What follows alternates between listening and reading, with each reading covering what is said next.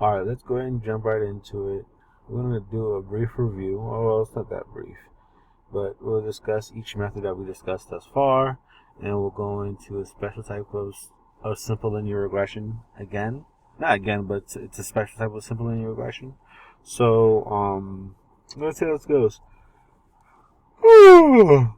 Excuse me. A sociologist studies. Sorry. The best way to do this is for you to try each question first, and then see what I say through it, so that we can gain that skill of practice, and then do or practice and implement. At least get it wrong. If you get it wrong, it's fine. Just watch me discuss it afterwards. Okay. So let's do that. So a sociologist studies whether educational attainment categorized as high school, bachelor's, master's, or doctoral is associated with voting behavior. Categorized votes does not vote. Okay, so the interest ties in determining if there's association between these two categorical variables. So look at that. So a lot is already given to us. I would say that since it's two categorical variables, one is educational level, educational attainment, and then the other one is do they vote or not? I would say that's categorical. Chi-square test of independence, chi-square, okay, test of independence, because chi-square goodness of fit test only has one variable. Chi-square test of independence, right? And the variables of interest is going to be educational attainment, okay, educational attainment, okay, and voting behavior. Okay, so I would argue that these two variables are both categorical. But one, this is categorical binary, and then this is just categorical. And then I would say that this is the explanatory variable, because attainment, depending on what your education is, that will influence your voting behavior. So this is going to be the explanatory. Hopefully that makes sense. Variable. And then this is the response variable. Okay, good. The best way to visualize this will be a bar plot. Okay, we saw that earlier. And the alternative in null hypothesis, the null hypothesis would be that they are independent. Null hypothesis is that they're independent. Educational. That would help me. Computer attainment and voting behavior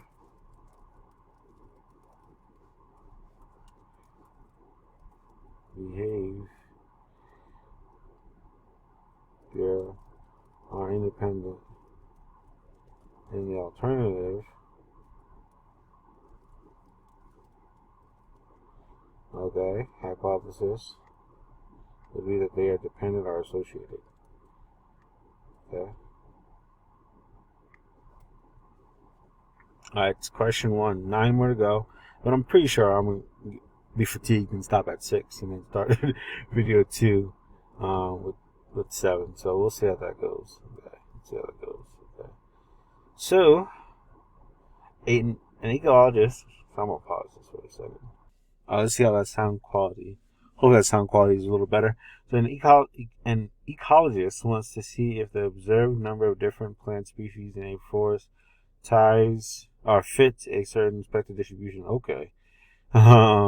Based on historical data, each species count is compared against expected frequencies to see if they differ significantly. Making up this question when I first went at it, let's see if observed number of different species in forest fits. It'd be nice if it specified the species. So this is a little bit ambiguous, but since we know that plant species can't be quantitative, I'm arguing that this has to be categorical. Let's say it's, species A and B, for example. It's early in the morning. I can't think of different plant species. Species A and B, right? And so if that's the, or A, B, and C, okay. If that's the case, this is hinting highly at which statistical method. I'd argue it would be chi-square, goodness of fit. Because what we're trying to do here is see if what we observed matches what we expected. Okay, goodness of fit.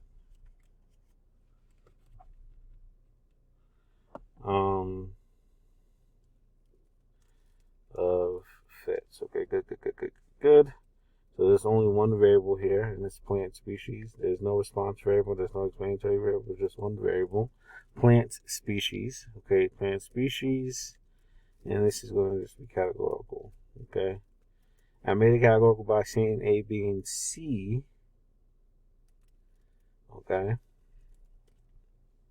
The best way to visualize this is a bar plot. The null hypothesis is that this is interesting. The most basic null hypothesis would be that what we expect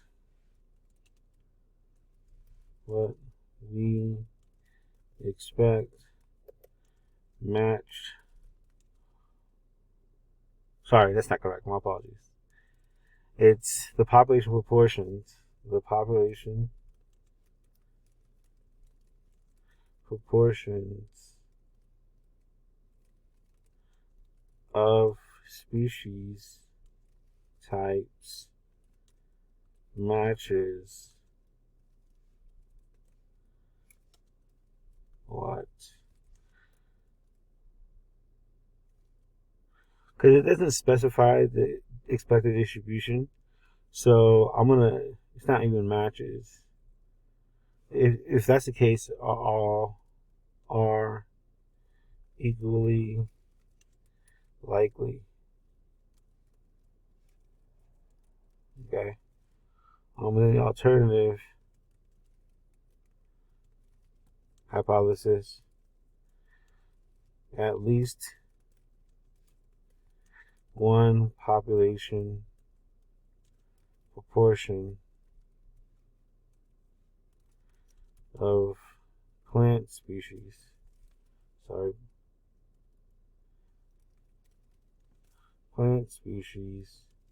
does not match the others.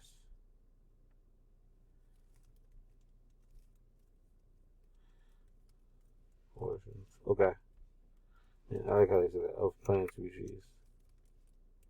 Okay, that works. So that's the null. An alternative in words. When in this situation, we can actually write this in symbols as well. And I'm gonna let you all write. No, I'll do it. It's fine. It'll be H O P A is equal to PB is equal to PC. Okay, so that's the null hypothesis. Okay, you can't write out the alternative because there's a lot of different combinations at which one of the population proportions does not equal what we expect. So be aware of that. All right, so let's do number 3.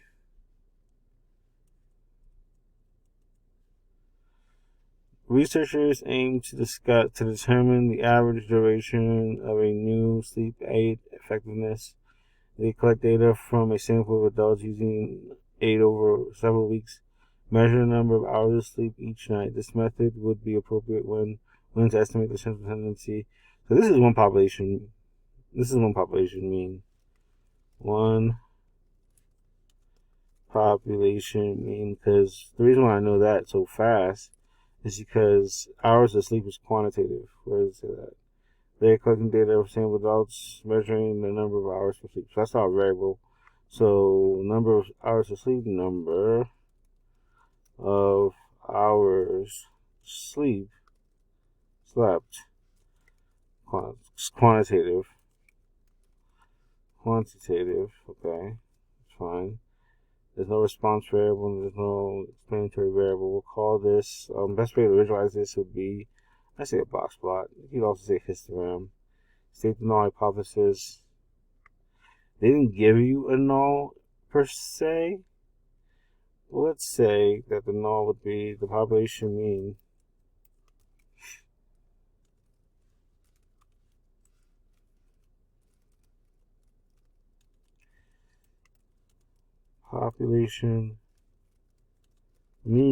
of hours slept equals 8 hours. I know it didn't say it, but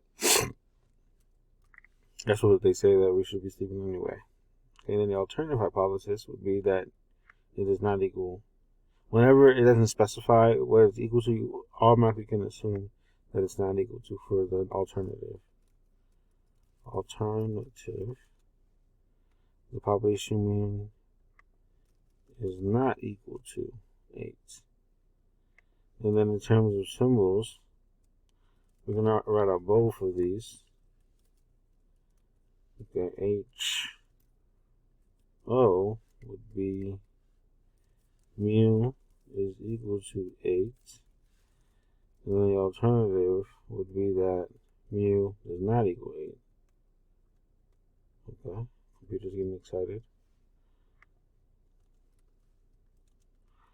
Okay.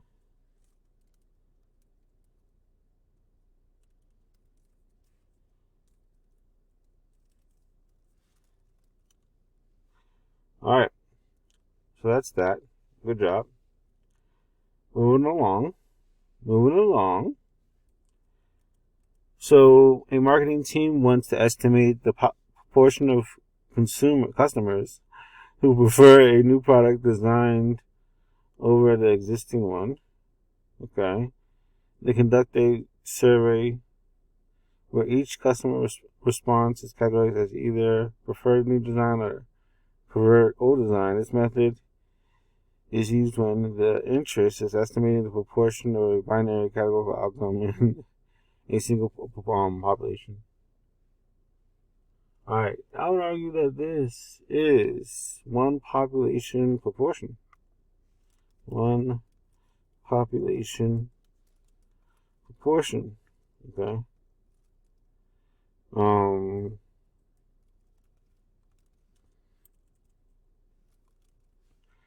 The variable of interest is going to be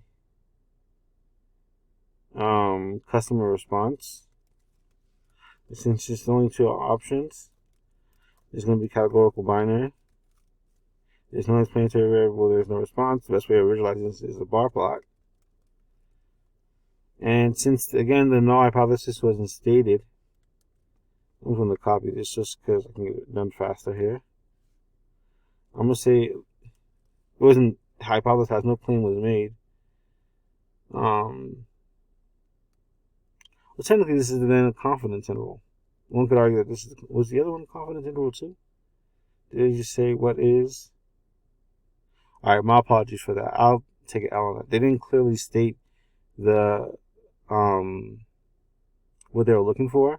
And when they say estimate, they're asking for a confidence interval.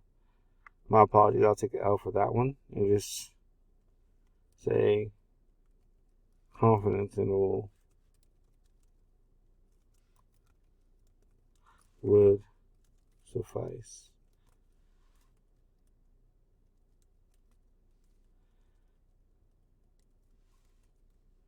I don't think that's the case for all of them, but that's the case for those two. Okay. And confidence intervals don't exist for chi-square goodness of fit and chi-square test of independence. Okay, so that's that. Let's see. Let's continue. Two more, then I'm taking a break. A researcher investigates whether 3 different diets have different effects on weight loss.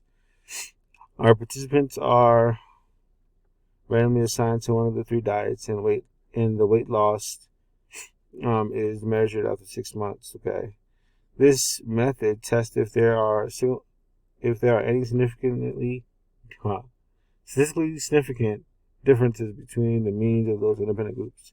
This is screaming out one way and over.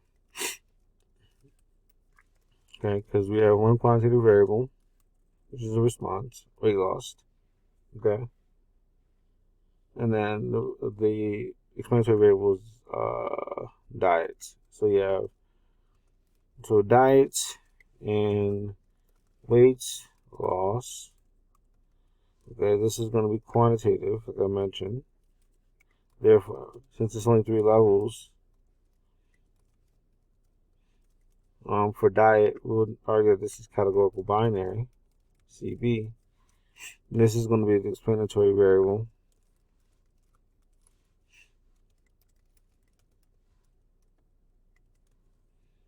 And then this is the response variable.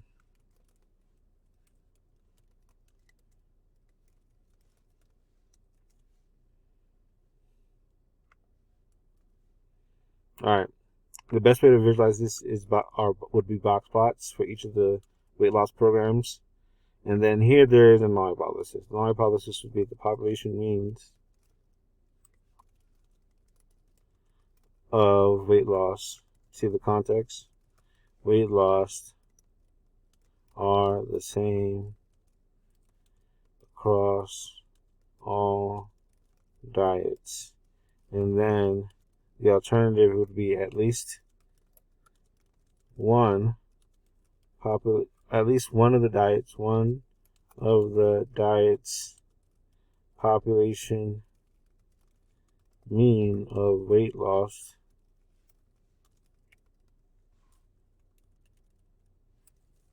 is not equal to the others.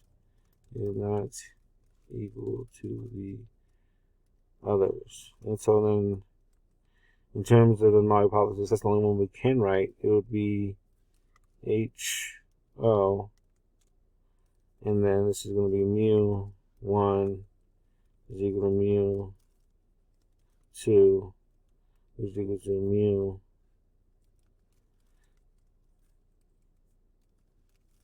mu3. Okay, there's no way to write out the alternative. Okay, this is the alternative.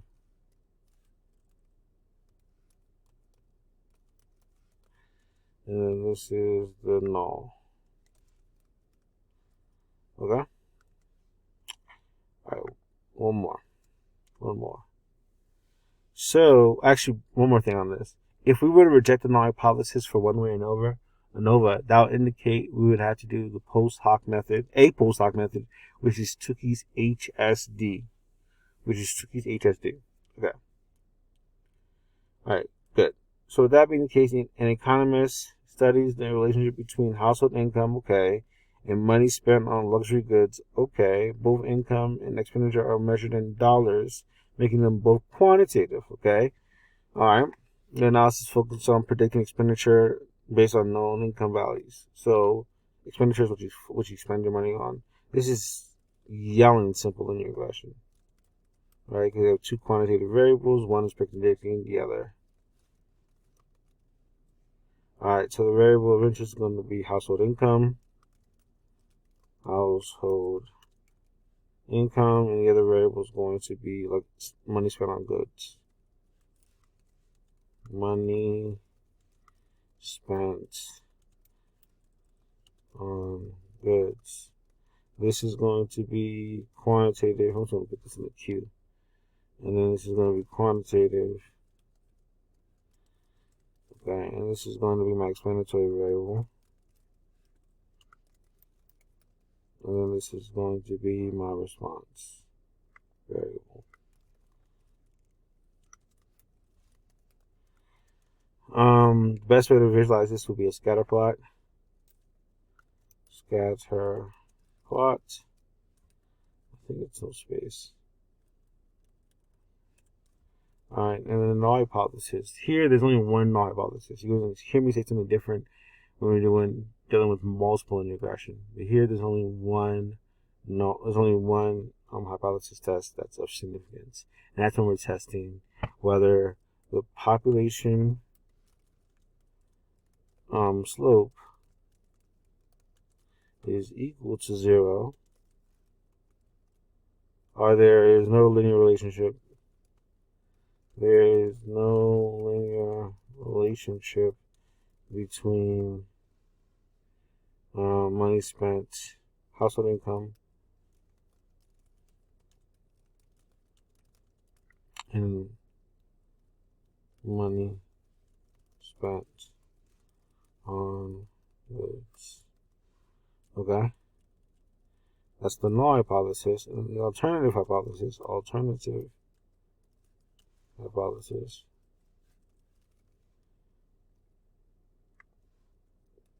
would be that there is a linear relationship. It's all equal to 0.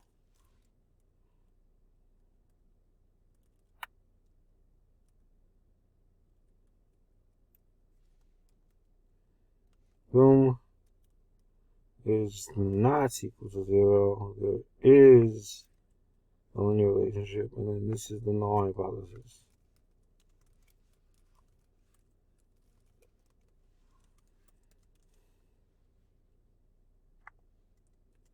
Right, and there's symbols for this as well. The symbols would be H null beta 1 is equal to 0, versus the alternative beta 1 is not equal to 0.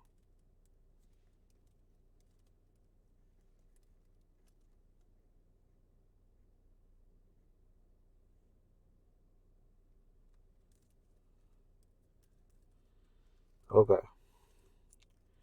That is it for this video. I think this is 18 minutes. I think maybe. We'll see. Thank you for your time, and I'll finish the rest of the questions in the next video. Okay.